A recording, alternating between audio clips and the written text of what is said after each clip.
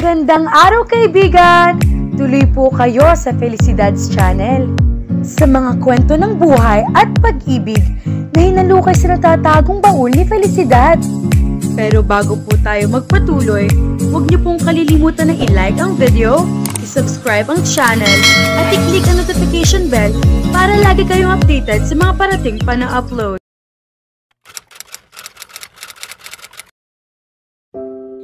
Ano ba namang ingay iyan, Yvonne?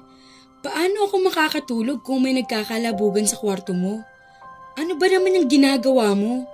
Tanong sa kanya ng nanay niya nang padabog itong pumasok sa kwarto niya. Hinahanap ko ho ang mga records ko sa school, Nay. Sagot niya. Hindi ko makita eh. Bakit mo hinahanap? Ibebenta mo? Naiirita pa rin tanong nito. Saka himala na naririto ka sa bahay at wala sa lakwatsa. Marami akong kailangan ayusin bago ako makapasok. Saan? Sa school? Saan pa ba? Gaga ka ba? Pasinghal na sabi nito sa kanya. Magpapasko pa lang anak. Sa June pa ang pasukan. Papasok na ho ako ng summer. Ano? Gulat na sabi nito. Mag-e-enroll na ho ako ng summer. Ulit niya habang abala pa rin sa pagkakalkal sa mga drawers. Halatang medyo nawala ang inis nito sa narinig. Ikaw ba ang anak kong si Yvonne? O nasapian ka na kung ano espiritu? O nakidnap ka ng mga alien at ipinasok nila ang utak mo? Hay naku, Nay. Kinukulit niyo ako na mag-aral tapos ngayon gusto ko na mag-aral. Kayo naman itong shock na shock. Kaya ngang hirap paniwalaan eh. Nasaan na ho yung mga records ko? Saan ninyo itinabi? Di ba sinabi ko sa'yo nung huli tayo mag-usap na nasa akin ang lahat ng records mo sa school? Ulyanin ka na ba? Kumunot ang noo niya. Sinabi nga pala nito iyon. Oo nga yata. Tigilan mo na nga pag-iingay at nakakairita ka. Nagpapahinga ang mga tao rito. Tatalikod na sana ito nang tawagin niya ito. Nay, bala ko ho mag-part-time job kay Manong Kiko. Mang Kiko, yung CPA sa Santa Cruz? Oho, nagkita ho kami kahapon eh. Tinanong ko siya kung kailangan niya ng part-time na empleyado. Matagal na kasi niya akong inaalok na magtrabaho sa kanya kahit noong nag-aaral pa lang ako. Taga-maintain lang ng libro ng mga kliyente niya. Half day lang naman, tanghali hanggang hapon. Pero hindi pa ako nakakapagpasa ng resume. Anak, napaantanda ang nanay niya. Sabay lapit sa kanya. Sinalat nito ang leeg at noo niya. May lagnat ka ba? Nagdidelirio ka ba? Hanggang sa makapag-enroll lang ako ulit, Nay. Hinawakan niya ang mga kamay nito para pigilan ito sa kakasalat sa kanya. May naipon na akong konti. Gusto ko kasi huminto sa panghuhula kapag nag-aaral na ako.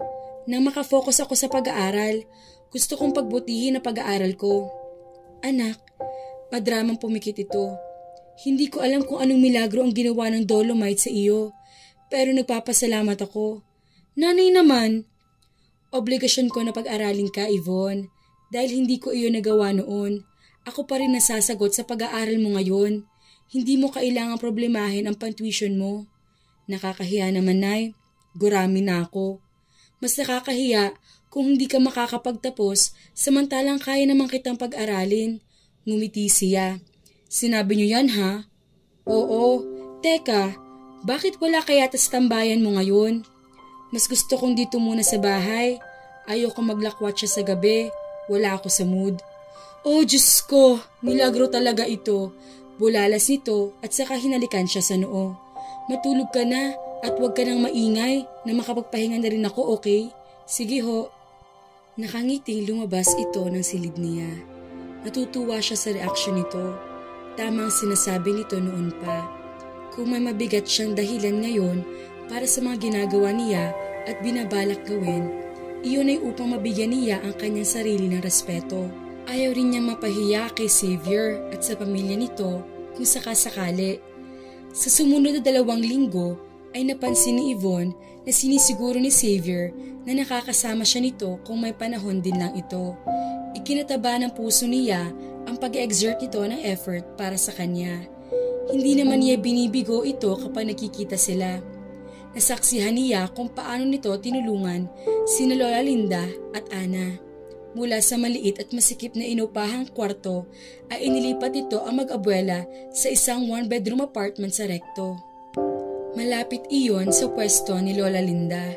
Pero ang mas ikinagulat niya, binigyan ay ng sorpresahin nito ang mag-abuela ng franchise ng empanada business nito na nasa kahabaan din ng CM Recto Avenue. Extra income iyon para sa kanila.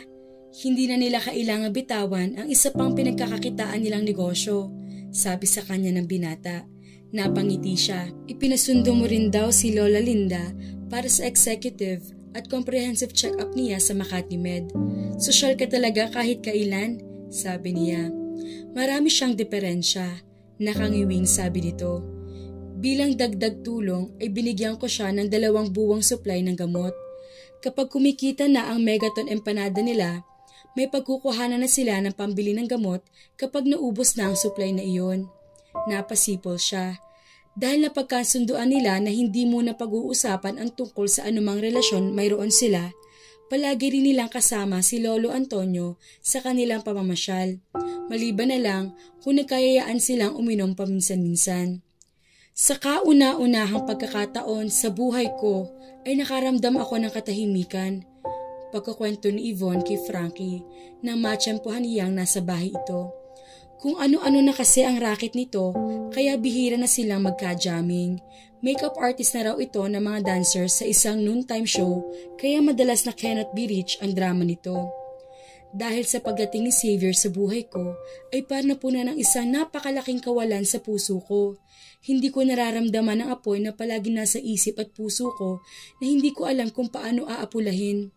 Nax, nagdadrama si Lola Upeng, biro nito sa kanya.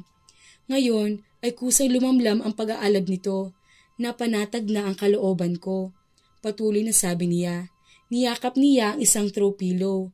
Ngayon ko na-realize na hindi dahil takot ako ay kaya uurong-sulong ako sa maraming desisyon sa buhay ko. Ano pala ang dahilan, binibining Yvonne? Naghahanap lang pala ng katahimikan ng puso ko. Ngumiti siya. Nangyari lamang iyon na dumating si Xavier sa buhay ko. Ngayon ay nakakapag-isip na ako ng tama. Alam ko na ang gusto kong gawin sa buhay ko. Hay, pag-ibig. Kapag pumasok sa puso ni Numan, hahamakin ang lahat, masunod ka lamang. Sabi nito na niyakap din ang isang throw pillow. Sumalyoso rin agad ito.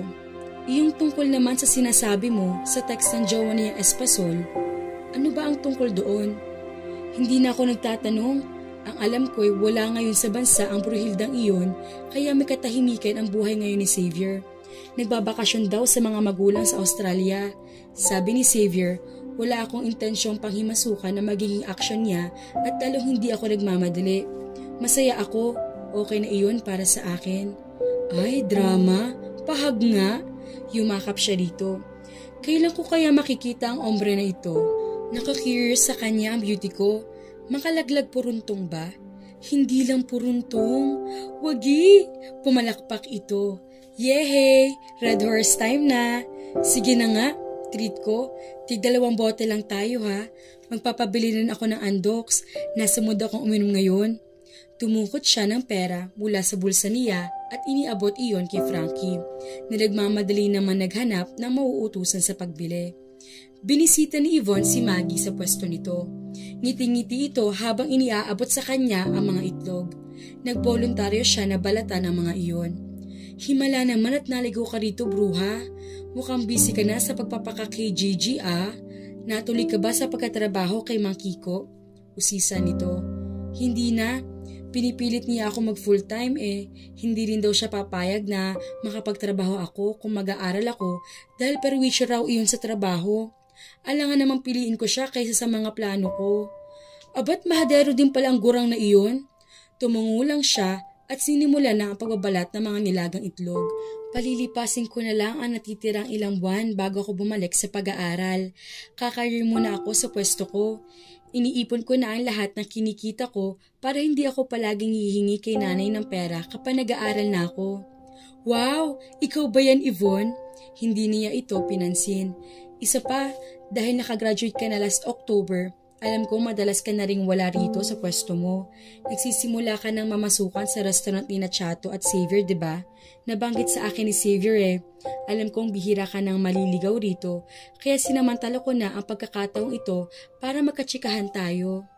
Nagkakamabutihan na nga yata kayo ng lalaking iyon, gaya ng mga chismis na naririnig ko. Finally, naapula na pala ang chismis sa amin ni Lolo Antonio.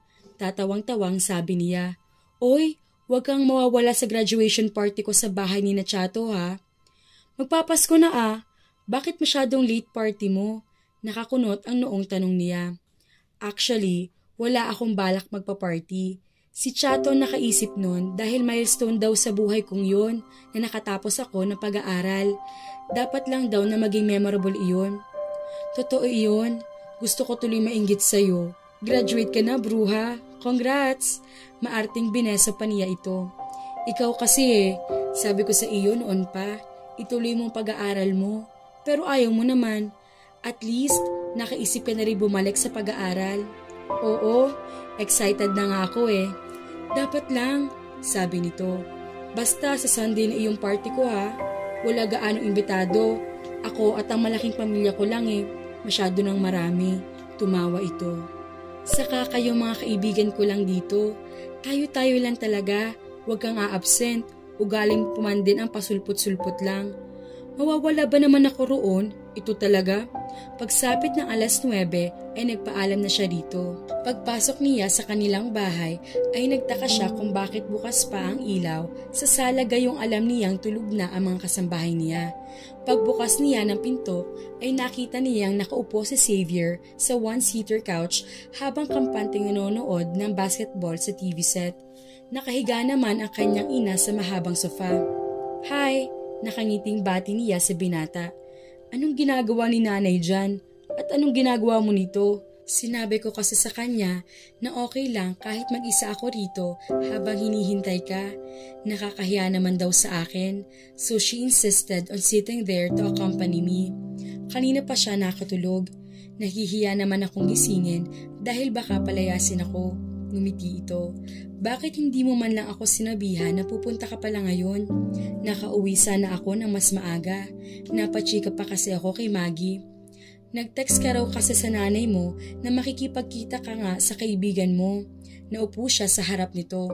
"Oo nga graduate na kasi si Maggie. Huwag ko raw kalimutan iyong graduation party niya sa bahay ni Chato. Iyong restaurant niyo ata ay magkikater Regalo raw iyon ni Chato sa kanya." Busy nga si Chato sa pag-aasikaso nun Nang malaman ko na si Maggie ang pupuntahan mo, hindi na kita tinetext o tinawagan. Sinabi ko rin sa nanay mo na huwag ka nang sabihan dahil alam ko talagang madalang na lang kayong magkita ng kaibigan mo. Masyado siyang dedicated sa trabaho niya sa resto. Ayaw raw niyang mapahiya si Miss Cha sa pagrekomenda sa kanya. Umiling ito. Chato won't be embarrassed. Magaling, matalino at madiskarte si Maggie. Hindi mo iisipin na hindi sanay sa restaurant. Hindi ako mangingiming i-train siya at gawing manager ng iba pang restaurants na balak namin buksan ni Chato. Mukhang masaya rin siya sa pagkatrabaho niya. Bago nga ang damit ng bruhang yun Naka-makeup pa kahit nagsasandok lang ng sabaw ng mami. Natatawang kwento niya. Well, ngayong naririto ka na, ang mabuti siguro magpaalam na ako. Hinintay lang talaga kita para hindi naman nakabukas ang pinto ninyo pag alis ko. It's rude to just leave your mother like that. I don't have the heart to wake her up to say goodbye. Aalis ka na agad? Kauuwi ko lang Nakangusong wika niya. Medyo late na rin. Siniguro ko lang na nakauwi ka ng ligtas. Tumayo ito mula sa couch. Magpahinga ka na. I've also had a long day. Nagpunta lang ako dito to check on you. Sige, nakakaunawang sagot niya. Ihahatid na kita sa labas. Okay. Lumabas sila ng bahay. Pasensya ka na talaga Hindi ko kasi alam na sasaglit ka pa rito. Ang sabi mo kasi, nasa isang seminar ka dahil isa ka sa mga officers at actually, kaya rin ako sumaglit dito ay dahil may ibibigay ako sa'yo. Nakangiting putol nito sa sinasabi niya. May dinukot ito mula sa bulsa. Here, iniabot nito sa kanya ang isang envelope. Ano to? Plane ticket yan to Singapore. Package tour iyan with pocket money. Good for 3 persons. Pwede kang magsama ng mga kaibigan mo. Ang nanay mo at isang kapatid. 3 days ang 4 nights yan. Nagulat siya. Bakit mo ko binibigyan ito? It's a present. Nag-iisip kasi ako kung ano ang espesyal na regalong pwede kong ibigay sa iyo at iyan ang isa sa mga suggestions sa akin ng mga tinanong ko. Pwedeng i-adjust ang schedule na iyan kung wala ka pang passport. Ang agency na rin ang maglalakad doon kung sakali. Saglit lang naman iyon. Kung pupunta ako sa Singapore, hindi ka ba sasama? I deemed it to be too personal at kung sasama ako ay, well, kung ganoon ay hindi ko matatanggap ang regalong ito. Hindi ito sumagot. Hindi lang ako for the good time savior, sabi niya. Hindi ako sanay na maregaluhan ng ganito at kung hindi kita kasama, what's the point? Gusto ko lang na mag-enjoy ka, Yvonne. Masaya na ako basta kasama kita. Kayo ni Lolo. Ngumiti siya. Baka makulong pa ako roon. Bawal daw ang lokaret doon pagbibiro niya. Baka sa immigration pa, kalad ka rin na ako. Hindi pwede. Ibinilik niya sa mga kamay nito ang makapal na sobre. Yvonne, regalo ito. No strings attached. Hindi yan ang gusto ko. Okay na sa akin na makasama ka. Masaya na ako na ganito tayo. Kung sasama ako, tatanggapin mo ba ito? Hindi pa rin siguro. Masyadong mahal ang regalong iyan. Huwag sasama ang loob mo pero hindi ako sanay kaya ayoko. Pero maraming salamat sa pag-aabala. Pagkasabi niyon ay iginiyanan niya ito sa labas ng gate. Nasaan ang kotse mo? Nagtaksi lang ako papunta rito. Tinatamad ako mag-drive kanina. Nahihiya naman ako magpa-chaperon sa driver ko sa paniligaw. Walang latoy na sabi nito. I'm sorry, Yvonne. Baka na-offend kita. Ako nga nag-aalala Baka magalit ka na hindi ko tinanggap iyan. Naiintindihan ko kung hindi mo ito tanggapin. Ano bang pwede kong ibigay sa'yo? Huminto ito sa paghakbang at saka hinarap siya. Ano ka ba? Sobra-sobra nang ibinibigay mo sa akin. Mahal ang oras mo ha. Doon pa lang, malaki ng utang ko sa'yo. Ngumiti ito at hinaplos ang pisngi niya. You filled up the empty void in my heart, Yvonne. Binigyan mo ng sense of purpose ang buhay ko. Naiayos mo ang relasyon namin ng lolo ko. Most of all, you made me smile again. Hindi pa ba sobra-sobrang dahilan iyon para bigyan kita ng regalo para malaman mo kung gaano ko ka-thankful na dumating ka sa buhay ko? Ganyan din naman ang nararamdaman ko, Savior. Pero dapat ko bang hulaan kung anong lalabas na numero sa loto para kapag tumama ako, mabigyan din kita ng mamahaling regalo para lang mapatunayan sa'yo na naririto ka sa puso ko? Ngumiti ito. O nasabi mo na, huwag mo nang bawiin. Napangiti siya. Teka, may gusto pala akong hingin na ikaw lang ang makakapagbigay sa akin. Pilyang wika niya. Pero bago pa niya masabi ang nais sabihin, ay hinawakan na siya nito sa baba. Hinalikan siya nito sa mga labi sa maingat na paraan, malayong malayo sa una at ikalawang halik na pinagsaluhan nila. Tila dampi lamang iyon, pero tumagos iyon sa puso niya. Ilang segundo bago nito inilayo ang mga labi nito sa mga labi niya. I want to say what I feel right now. Pumuntong hininga ito, saka umiling. Your lips taste so wonderful. Naunahan mo ko, nauutal na sabi niya. Iyong pa naman sana ang hihiling ko sa iyo. Ngumiti siya at nabawi ang composure. Nabitin ako sa last na kiss natin sa kotse mo. Sinundan niya ng paghahik-hik ang sinabi niya. Tumaas ang isang kilay nito, pero hindi pa rin nabubura ang ngiti nito. Pagkatapos ay kinabig siya nito at ikinulong sa mga bisig nito. Yumakap na rin siya rito at kusang tumingin dito para anyanyahan ito sa isa uling halik. Muli naglapat ang kanilang mga labi. Heaven, iyon ang pakiramdam niya habang pinagsasaluhan nila ang matamis na halik na iyon. 2 araw na ang lumilipas pero pakiramdam ni Yvonne ay nasa ikapitong langit pa rin siya dahil sa nangyari sa kanila ni Xavier. Hindi pa rin niya masabi kung opisyal na sila magkasintahan pero halos naroroon na rin sila sa puntong iyon. Gayunman ay hindi pa rin niya mapangalanan ang bagay na mayroon sila. Ano pa bang tawag mo roon? Kayo na, gaga! Tumitiling sabi sa kanya ni Frankie nang ito naman ang dumalaw sa pwesto niya. Naikwento na niya ito sa telepono ang nangyari nang huli sila magkita ni Xavier. Ang bibig mo, loka! Kumusta naman kayo pagkatapos ng kiss na yun? Hindi pa uli siya nagpapakita sa akin dahil may dumating daw na bisita ang restaurant nila. Interesado yata mag-franchise ng cucini sa Vietnam. Masarap ba talagang humalik ang boylet mong iyon, sister? kumindat siya rito. Ay, panalo! Miyerkules noon at maaga siyang nakaupo sa pwesto niya. Hindi gaya noon na hapon na siya kung dumating. Dahil midweek ay matumal ang mga nagpapahula, kaya welcome na welcome ang presence ng baklitang kaibigan niya. Pero hindi rin daw ito pwede magtagal dahil may racket pa ito. Kalahating oras na nakaalis ito ay wala pa rin dumarating na customer, kaya naisip niyang bisitahin na lang si Lola Linda. Nailigpit na niya ang mga gamit niya at aalis na sana siya nang mapansin niya ang babaeng pasuray-suray na tila patungo sa pwesto niya. Paglapit nito sa kanya ay nanlaki ang mga mata niya. Anong ginagawa ni Beatriz sa Dolomite? Kailan pa ito dumating mula sa pagbabakasyon di umano sa Australia? Bruha kang malandi ka, mga agaw, sabi nito na makalapit sa kanya. Umatras siya, nanlilisik ang mga mata nito. Kung ano-anong masasamang salita ang muling pinakawala nito laban sa kanya.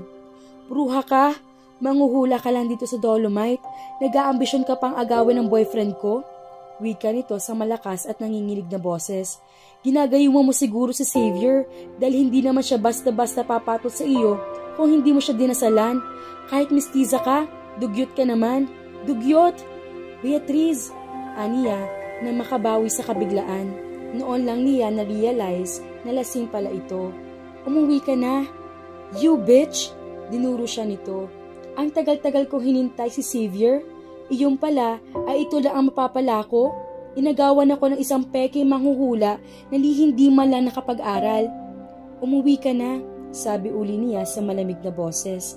Wala siyang balak na patulan ito. Natural lang na magalit ito sa kanya. Pero hindi niya sukat akalain na magpapakababa ito ng ganoon para lang kay Xavier. Ako ang mahal ni Xavier. Kung ano man ang ginagawa ninyo ng letseng lolo niya para agawin siya sa akin, hindi ako basta-basta papayag. Malandi ka, haliparot, mga agaw.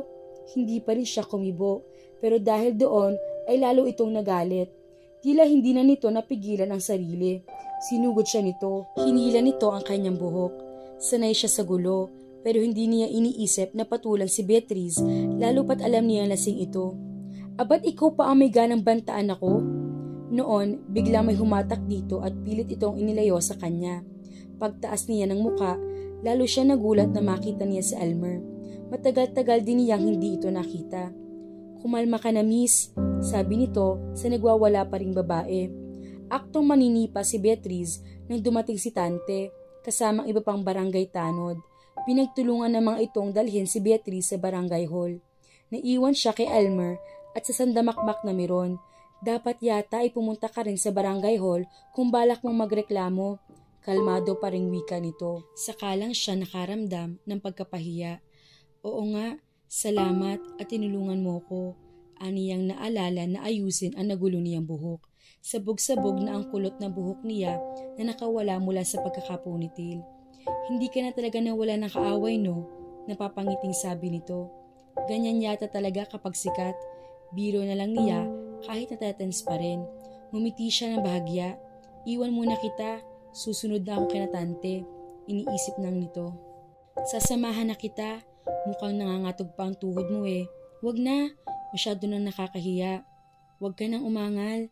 Sasamahan na kita at baka may matalisod ka na namang gyera sa daan. Mahirap na. Inalalayan siya nito hanggang sa makarating sila sa barangay hall.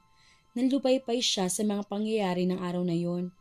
Basta na lamang sumulpot sa Dolomite si Beatriz. Ganoon din si Elmer. Parang mababaliw siya. Parang pinipritong sili ang bibig na nanay ni Yvonne. Nakahiga siya sa kama. Hawak ang ice bag na nakadikit sa gilid ng kaliwang mata. Dahil masyadong shocking ang mga nangyari, ay hindi niya agad naramdamang tinamaan pala siya ng kamao ni Beatriz. Nagka-black eye tuloy siya. Nasa barangay hall na sila nang maramdaman niya ang pananakit niyon. Nang dumating sa barangay hall ang nanay niya, ay sinugod at tinalakan nito si Beatriz. Ang akala niya, porke mayaman siya, ay kakayanin na niya tayo. Ikaw namang bata ka. Dinutdot nito ang noo niya. Hindi ka man lang daw lumaban? Hindi mo man lang ipinitanggol ang sarili mo?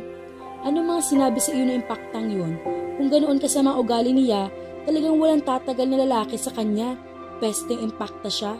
Napangiwi siya sa pagtutungyaw nito. Nagmura ito sa Tagalog, Bicolano, Cebuano at Ilocano. Natigil lang ito nang bumukas ang pinto ng kanyang silid at sumilip ang kasama sa bahay. Naririto na ang dahilan ng boxing kanina, nang aasar pa ang anunsyo nito.